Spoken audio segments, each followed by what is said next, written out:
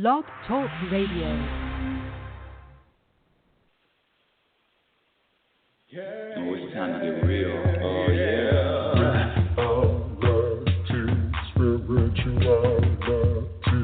It's a new experience. Reality, spirituality. Yeah, keep your ears open for this one now. Reality, spirituality. You got a question for RLN? Reality, spirituality. Yeah, it's time to get some answers, baby. Reality, spirituality. Oh, now we get real.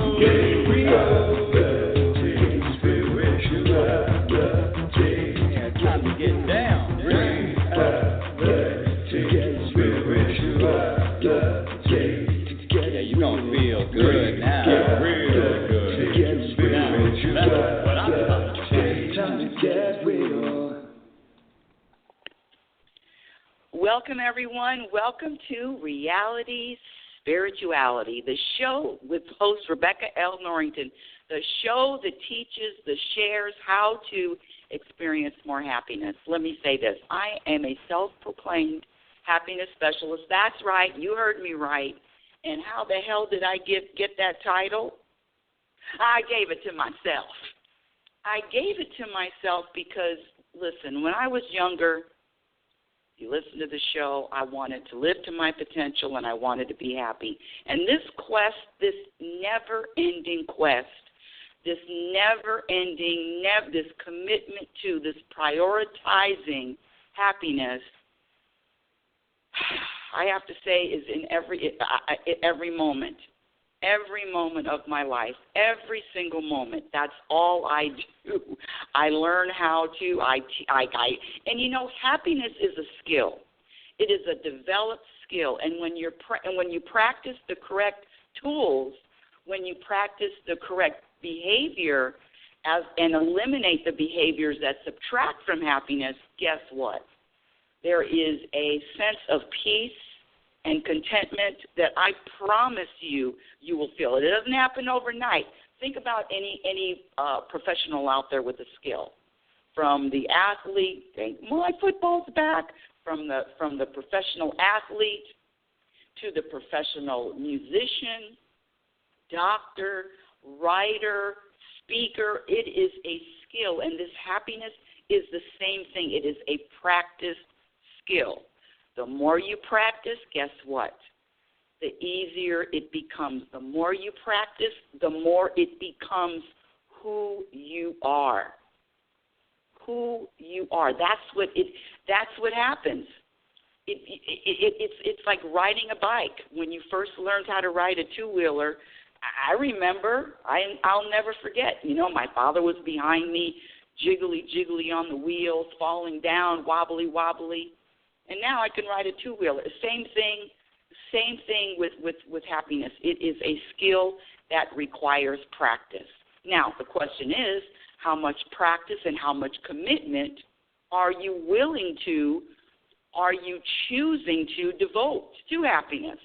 Let me give you my definition. My definition of happiness is to be able to feel and be balanced and feel peace and feel content and have this vibration of satisfaction, regardless of what happens outside, regardless of what happens, and regardless of what you think should happen and it's not happening. You know what I'm saying? Things that hey, I would like this universe, and guess what? It's not happening. So happiness is being able to be at peace regardless of what happens and regardless of what doesn't happen. Before I get into the topic of the show, I just want to share with my audience, I thank you for listening. I'm telling you, I really appreciate it. I don't care how many numbers. I remember teaching a class last week, and there were only four seniors in my class, and one of the people in the class could say, oh, there's only 4 of us. Where is everybody? Where is everybody? And honestly, it's never about the numbers. If it's about the numbers, if you are about numbers and how many and how much, that is subtracting from your happiness. It is about a moment-by-moment, peaceful foundation That's what I'm talking about.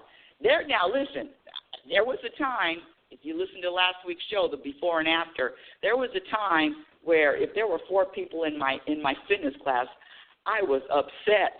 I was like, oh, my God, what a waste of time. Only 4 people? Wow, I wasted my time, wasted my energy. But all of that talk and all of that behavior and all of those thoughts and voicing it and vibrating that a dissatisfaction with the number of people in the class, it had to go because happiness is more important to me. So I don't care if one person listens to the show. I don't care if 100,000 people listen to the show. It really doesn't matter. It's not about numbers. It's not about numbers. I mean, I had to let go of that. I had to let go of it, especially being a happiness specialist. But before I go on, let me just do a little bit of quick advertising here. I am available for talks. I am available for weekend retreats. Contact me at info@RebeccaNorrington.com. I'm on Facebook, Reality Spirituality, on YouTube. Search Rebecca Norrington or Reality Spirituality. Also Instagram, Reality Spirituality. Twitter, RL Norrington. My first book, Reality Spirituality, The Truth About Happiness, can be bought on Amazon. And also my second book, Program for Unhappiness, is coming out sometime. One of these days it's going to be published. One of these days it's going to be published. Today's topic, you know, if I claim to be a happiness specialist, I have to walk it. I'm not a talker without being a walker. And and one of the things, if you listen to the show, I moved from California to Oregon, and it's almost a year that I've been in Oregon, and I live in the middle of a forest. I'm surrounded by trees. And I remember when I was 18, I said, I want to live in a forest. I want to live in a forest. Yes. I remember taking the trip to Carmel and Monterey. Oh, gosh, I want to retire and live in a forest. Well, guess what? I got my wish. I'm in the middle of the forest. And I have to say, I'm afraid. I have to say I experienced that emotion. Oh, let me check it. The programmed emotion of fear. It is a program. Well, all emotions are programmed, but this programmed emotion of fear, I can sense it, I can feel it. And one of the reasons why I moved from California, well, the universe just told me. They said you outgrew California. I didn't have any fear in California. When I was younger, I was afraid of my father, afraid of him spanking me. I had a fear of my father, and then I eventually got over that. You know, when I grew up, got a little bit older, and I was afraid of him. I remember having a relationship, and one of the things that this guy said was, "You don't have any fear," and I didn't. When I was living in California, I could go anywhere. I don't care what part of town. I don't care how late at night. I could walk at night. I traveled by myself, out of the country by myself. I don't have a fear of doing things alone. I don't have a fear of traveling by myself. I don't have any of those fears. But I know how the universe works. I'm speaking for myself. The universe puts me in a place, in a position, to give me exactly what I need to do to grow. So I jumped from California with no fear to living in the forest with fear. Now, what am I afraid of? What am I afraid of in the forest? Well, you name it. I remember when I first got here. There's always something moving out there. There's deer, there's turkey, there's lizards. Oh, Jesus. There was a bat that fell out of one of the umbrellas I have on the deck. Just fell down. The umbrella was closed. Fell down on the table, and I'm looking at it like, what is this brown thing the size of a fist? and it started flying away, and I screamed my head off. I'm telling you, when I first got here, when I first moved to the forest, every time I walked out of the house, there was something that made me jump, whether it was animals, whether it was these bugs out here or on steroids. I've never seen bugs that look like this. These bugs, first of all, the variety is crazy.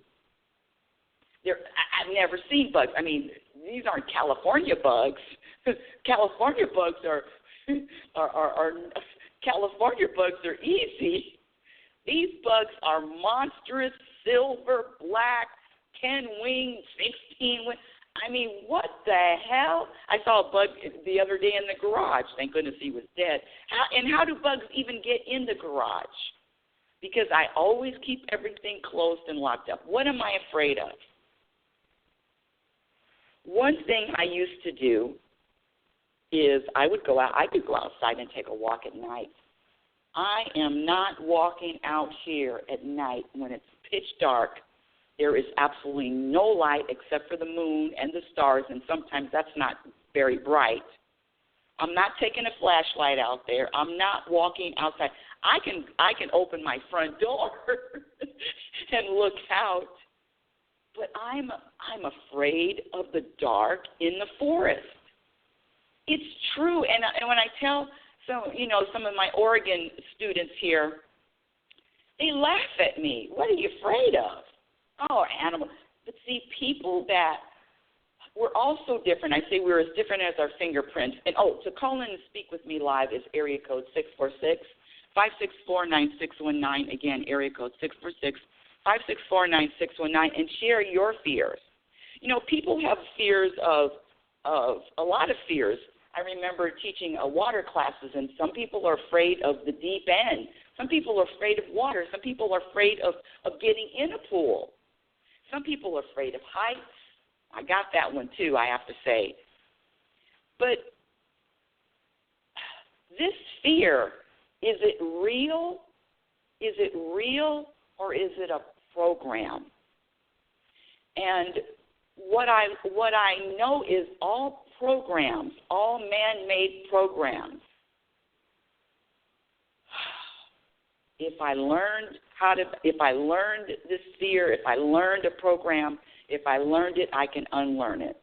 So I have to let you know that I am in the middle of getting rid of this program fear of the forest and the dark.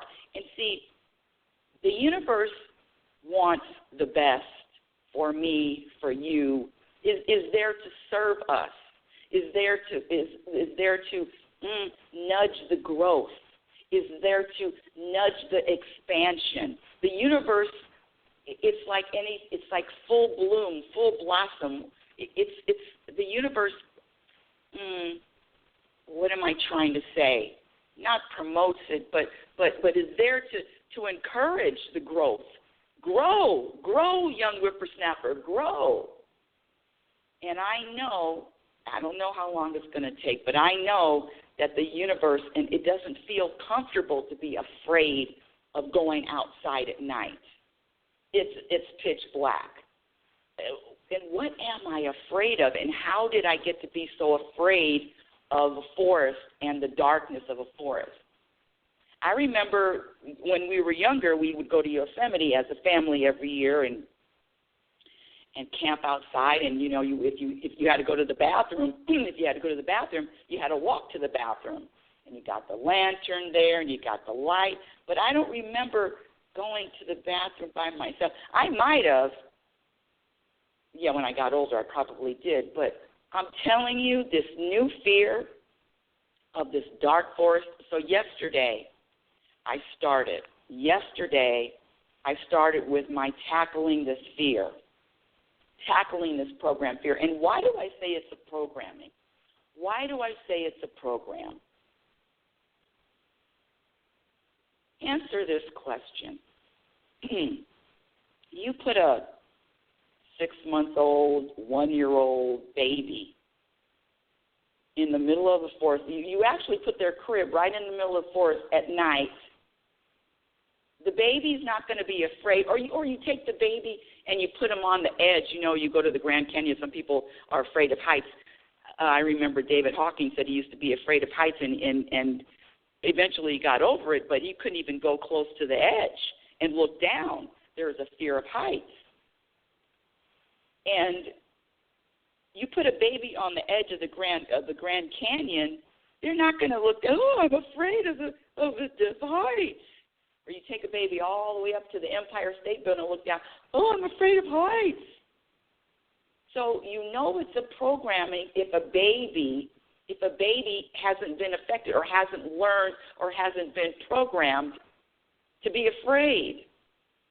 When I talk to people that say that they're afraid of going into the water or afraid of going to the deep end, there's always a story behind it where somebody they were playing and somebody pushed them under the water. Or hey, maybe they had a bathtub incident. Who knows? But this fear, these fears that happen are programmed, and we were not born with this fear. Fear of heights, fear of darkness, fear of the water, fear of traveling alone. All these fears are programmed, and if it is a program, let me tell you something. All programs subtract from happiness. Every single program. So is fear real or is fear an illusion?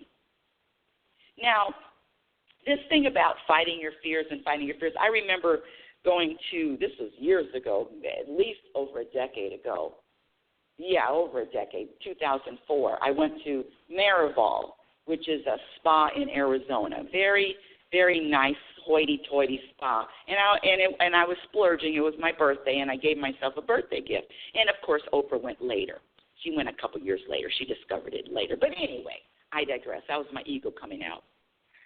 So listen, I'm at this spa, and one of the things that they have are these different exercises to overcome fears. And one of them is rock climbing. You climb on the rock, and I remember doing it, climbing up there with a little safety harness and climbing up, being afraid to climb up on a rock. But I had the safety harness on, and I went with somebody. I remember that. I did that, and then one of the things that really scared the hell out of me, I told you earlier, were heights. And there was it's a telephone pole, and it was huge. It was so tall. I don't know how tall it was, but there was those tall ladders, those 12-foot ladders. It was higher than that. And I remember climbing up that ladder and calling myself facing my fear of heights. Climbing up that ladder so slow, taking such a long time, and people are waiting for their turn. People are waiting for their turn, and I'm climbing up this ladder, and then I get to the top of the ladder. Now I got to climb up higher on this pole, and on the top of the pole is this little disc where you barely get 2 feet on, and the disc is a little wobbly, and it spins, and I remember just being so afraid. And when I get in those places when I'm so afraid, even jumping off a high dive, when I'm so afraid, I can talk myself into, do it for my son, face the fear, I can do it. And I always throw my poor boy into it because he's my motivation. If he was watching me, he'd be proud of me. I can do it for Nathan. And so I climbed up to the top of that pole, and I tell you, my eyes were closed. I had to close my eyes. I had to close my eyes. I kept climbing, and I got to the top of the pole, and I stood on the disc. My knees were a little bent, and I did not open my eyes. I did not open my eyes. I was too scared. The point is this. If I did that every single day, do I still have a fear of heights? Hell yes. I'm not climbing up any telephone poles and standing up there and looking down. That was a one-time shot. So I'm only speaking for myself, when I practice this getting over this fear, of being in the forest. I'll work on the heights thing later because this is an immediate problem I'm in the middle of the forest, and it gets dark every night. So I got to tackle this now, and it's only a year later, and I'm tackling it. I remember when I first moved here, even looking outside, it was just pitch black. I remember even looking into the window, just seeing pitch black. I was afraid of that. So, but yesterday I started tackling this fear. It must have been 10:30 at night. I went outside on the deck. I went outside, and the moon was bright yesterday. It wasn't a full moon, but it was very bright.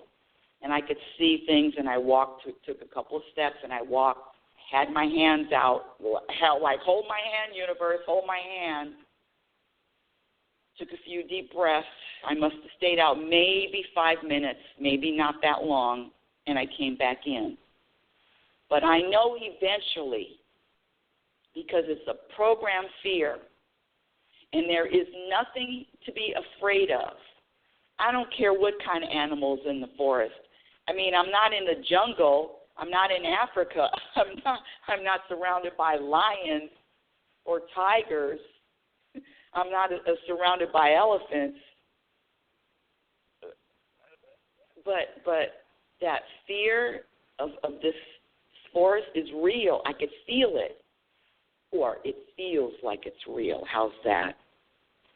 The ego has a program that wants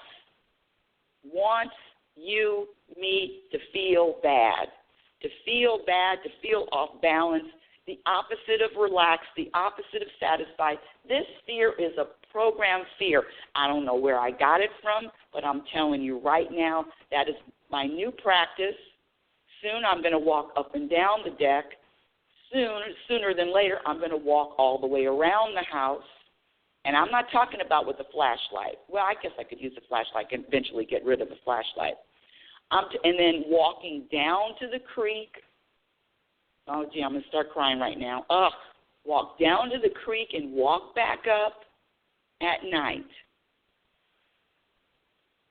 I'm telling you, that's how committed I am to releasing all of these programmed emotions that are not serving me. Now, do I have to go walk down to the creek? Because it's a nice walk. Walk down to the creek at night and set up a campfire. Ooh, Lord, I'm getting chills on that one. I mean, if I didn't have any fear, I could. But this is what I'm saying. When you are committed to, when you make a commitment to prioritize happiness, to prioritize peace, to prioritize feeling relaxed and balanced in your life, the things I have to tackle are the things that don't feel good or feel comfortable. I'm going to be fine walking down. I'm going to be okay. I don't have a fear that something's going to happen to me. I really don't. But but the darkness and the trees and the blackness, it's scary. What are you afraid of? What are your fears? And are you willing to look at your fears and face the fears and move through it? Now, this thing about climbing up on a telephone pole or jumping off a high dive, it's like I said, that's something that when I say I don't need to address that, it's not an immediate thing that I don't have to climb telephone poles. I mean, if I had that as a job, I'd certainly have to get rid of it. I'd certainly have to address it. But this everyday being in this middle of the forest and not being able to go outside because I'm afraid has to end, has to stop, has to change, has to. It feels too uncomfortable not to have a change. Now, when I got here, I'm fine being afraid. But almost a year later, no, this has to stop. I'm on a mission. I want to tell you that I'm on a mission to expose the ego. And see, the ego, there's two entities. I always talk about the two entities. And that one with the thoughts and the one with all the words, you know, the words in the head, the senses in the head, all of these things, the ego wants me to believe all of those fears and something's wrong and to stay afraid. But I'm sorry, Mr. Ego, Ms. Ego, I'm sorry. You are not going to win on this one. I don't know how long it's going to take, but I am on a mission to get rid of, to eliminate all programming by the ego. The ego wants the fear to stay. And it is a powerful, let me tell you something. This fear is rooted, I can feel it. It's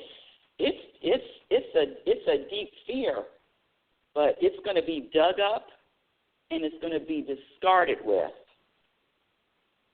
I'll keep you posted on that. Now, I usually do in the news early, but let me do in the news. What's in the news today? Well, what's in the news? I love comedy. I love comedians.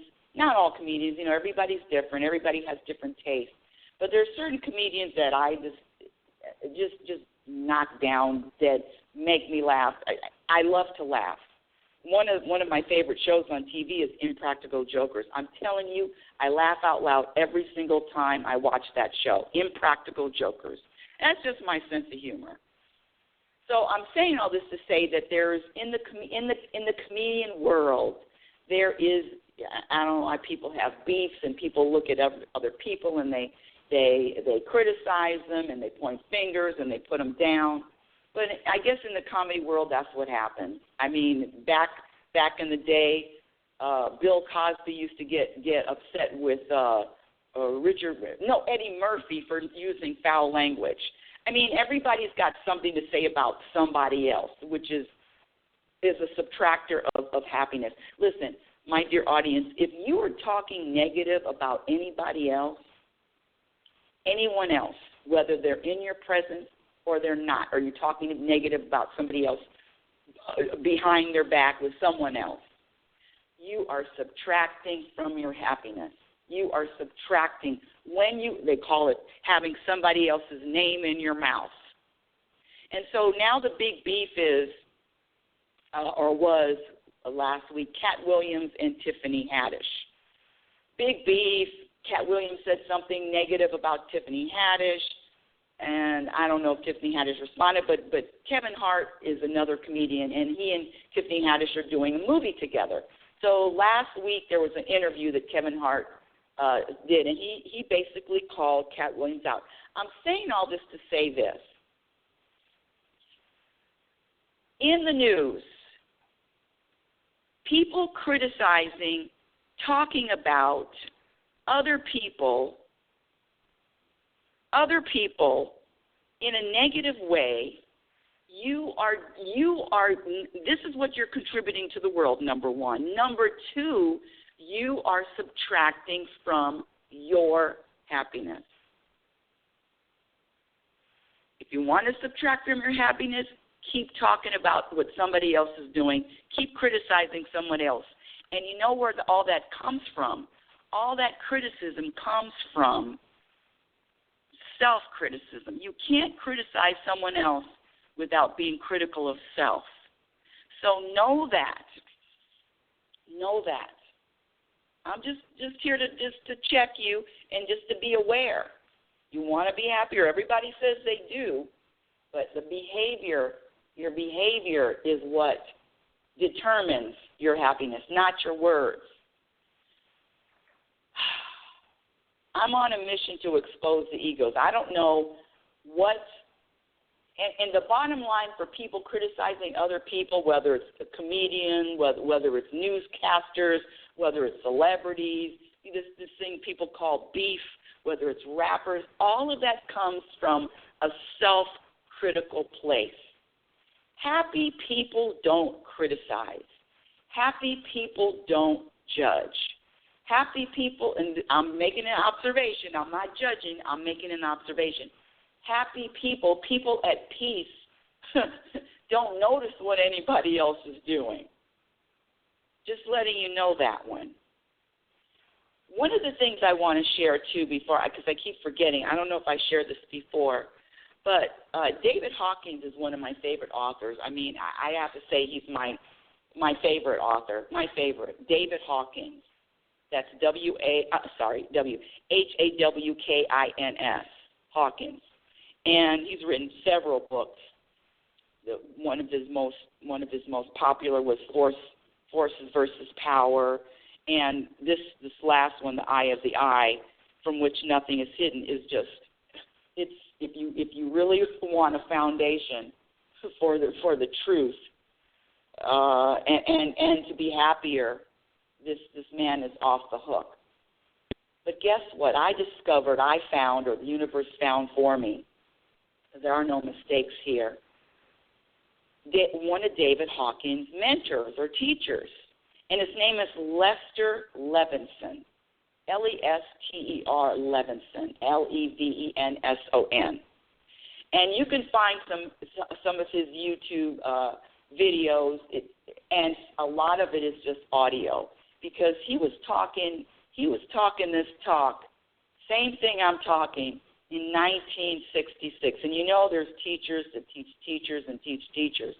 And the same thing, and he's talking about happiness, and he's talking about releasing. Oh, he did talk about him. Talking about releasing these emotions, releasing these programmed emotions. And one of the things that he said, which is I want to ask you, what do you want? What do you want in this life? What do you want? You want a lot of money. You want a relationship. You want a certain job. You want to travel. You want health. You want friends. What do you want? What do you really want? What does your soul want? What does your soul really want? Let me give you a hint. How about to be at peace? To be at peace. You are peace. You are peace before all of this programming. You are peace. That's who you are. You're not your thoughts. You're not this ego. You're not this behavior, even the criticism. You're not doing that. That's not who you really are. You weren't born criticizing people, blaming people. That's not who you are. It's to be free, to be you, and what you are is peace. So practice who you are. Don't believe in the hype. Oh, you have a temper. Oh, don't believe in what you've been told or what you think about yourself. You are peace, my dear audience. That's who you are.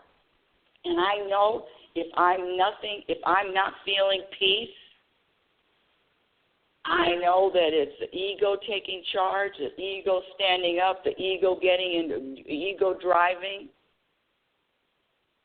And I'm about to humble and bust that ego up with walking around outside at night in the forest. Because there is no way that I can be peaceful if the ego is front and center. You want to hear a fun story? Happiness, being at peace, is a practice skill. It's an unlearning. It's a releasing all of those things that have been programmed. You get it. You were not born like this, having fear, blaming, sad, resentful, jealous, angry. Oh, the program of anger. Ooh, and that program of anger is a good one, too. Oh, I was great. Ooh, I was the queen of getting angry. That program of anger. And the thing with that is it can take you over. Blame it on the anger. So this is my last story. Last week, Friday, I volunteer at the senior center. And this particular day, I was subbing a fitness class. I told you there was only 4 people in the class, a fitness class. And then after that, I was helping in the kitchen. Now, on Fridays, it's a big deal because there's all-you-can-eat buffet for $5. And then after that, Friday is a long day for those seniors. I don't know how they do it. I'm exhausted after afternoon. I don't know how those seniors have energy to eat and play pinochle and then play bingo at night. I don't know if they all stay the whole day, but anyway. So I'm helping with the food in the kitchen, and we're making potato salad. And when I say potato salad, I mean a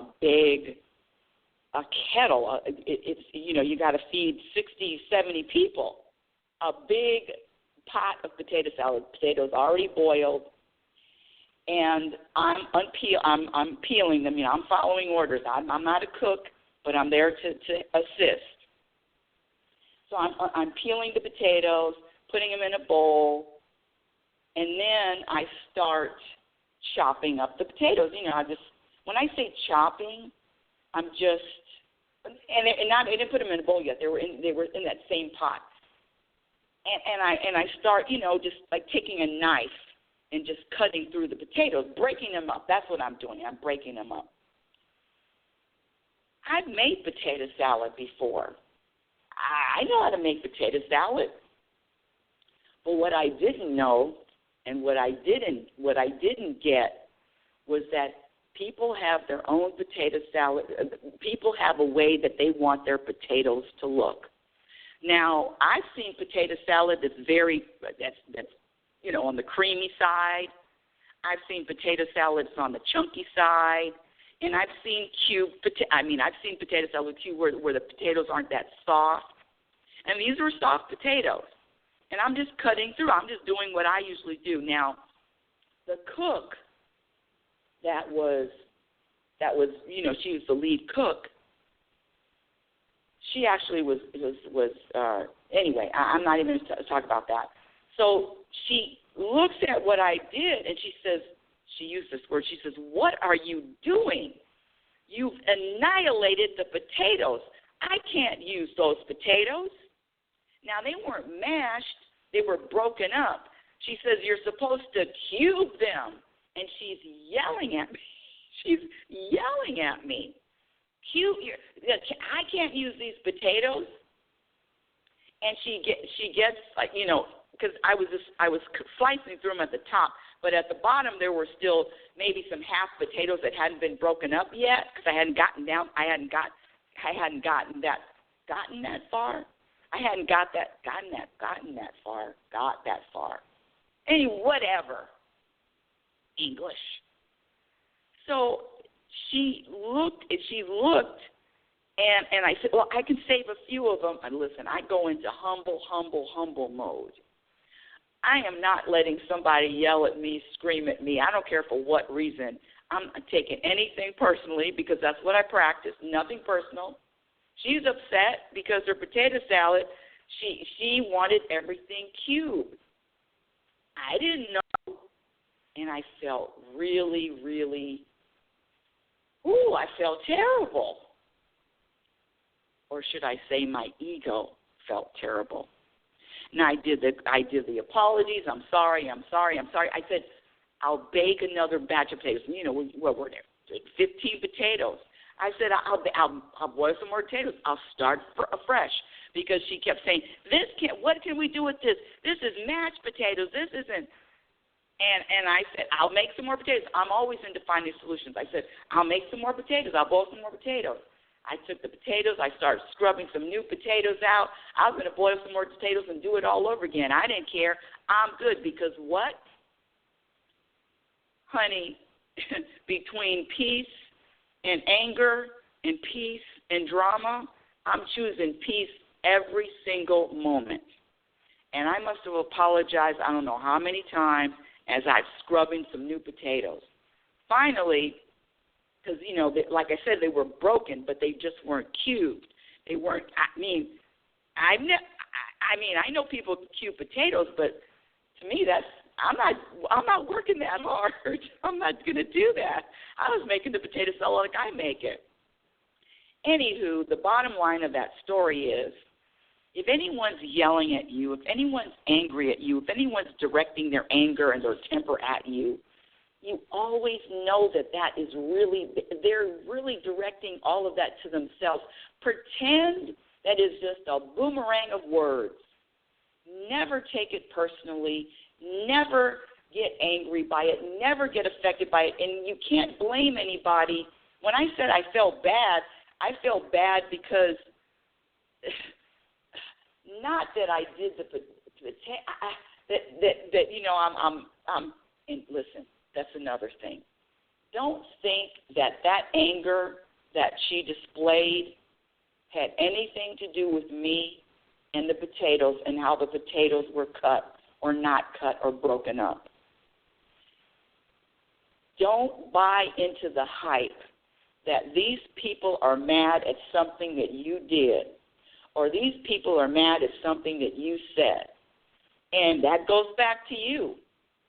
If I'm upset or feeling a certain way, it has nothing to do with her yelling. It has nothing to do with the potatoes not being cubed. It has something to do with an internal vibration that whatever that is, and no judgment here, just realize that internal vibration is what's going on. It's nothing external.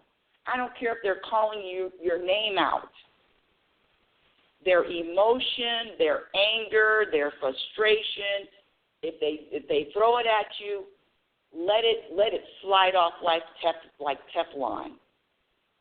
And so later on, it was funny because, of course, I get the apology and I get all that. But there was no apology necessary because what she was doing was expressing how she was feeling about herself in that moment. You follow me? And when you know these people are expressing themselves and they're feeling this way, it's easy to point and say it's because of the potatoes and they weren't cubed. But it's not that. That goes for me too. It's easy. Now, is it the forest? Is why I'm fearful? I have no idea. But I'm telling you this. Am I going to blame the forest for me being afraid? No, but there is an energy that I know that I am ready to release and let go of. And I'm not doing it by myself. Don't think that I'm in here by myself. Don't think that you're in here by yourself. Ask the universe for help. My question to the universe is, how do I release this fear of the forest? How do I release this fear of the dark? How do I feel peaceful in the forest at night? How can I walk down to the creek and not be afraid at night? That's it. I'm not going to struggle with this. There's no need to struggle.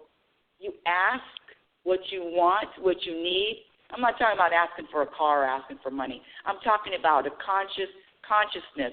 You know what I'm talking about, universal shit. Ask for the universal stuff, and you will get it. Just be patient. You will get it. Whatever date this is, I can't wait to write this down because I don't know how long it's going to take, but I know whatever I ask for, the universe gives me back. And this letting go of this fear thing, I'm ready. I'm ready.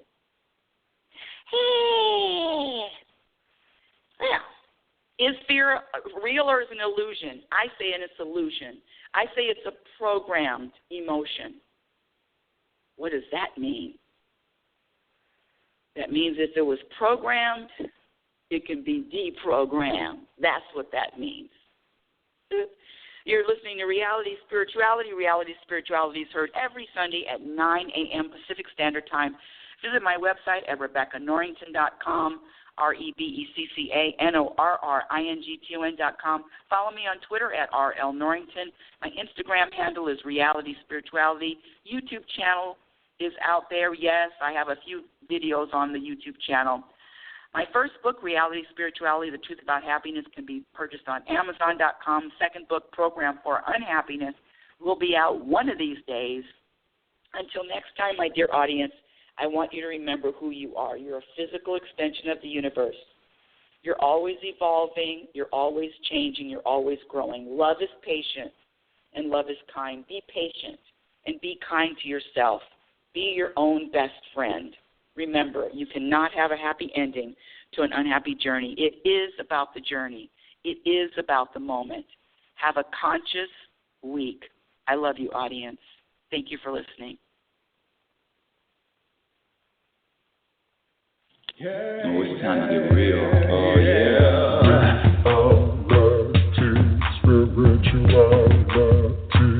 It's the new experience. Reality, yeah, keep your ears open for this one. Reality, spirituality. You got a question for RLN? Reality, spirituality. Yeah, it's time to get some answers, baby. Reality, spirituality. Oh, now we getting real. Getting real.